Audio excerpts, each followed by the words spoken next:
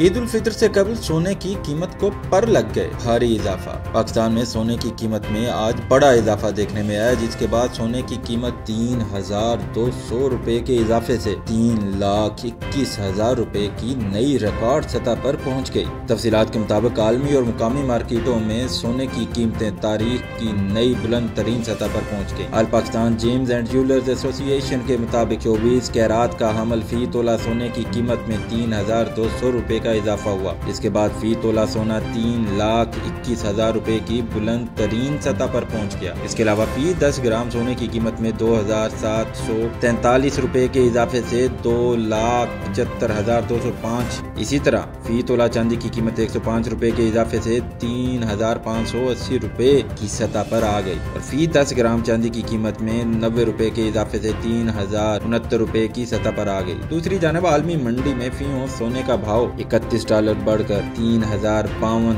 तक पहुंच गया। वाज़ेह रहे कि 20 मार्च को फी तोला सोना 1,800 रुपए बढ़कर 3,20,800 रुपए की नई बुलंद तरीन सतह पर पहुंच गया था। 19 मार्च को फी तोला खालिस सोने के नर्ख 1,650 रुपए बढ़कर 3,19,000 रुपए तक जा पहुंचे थे।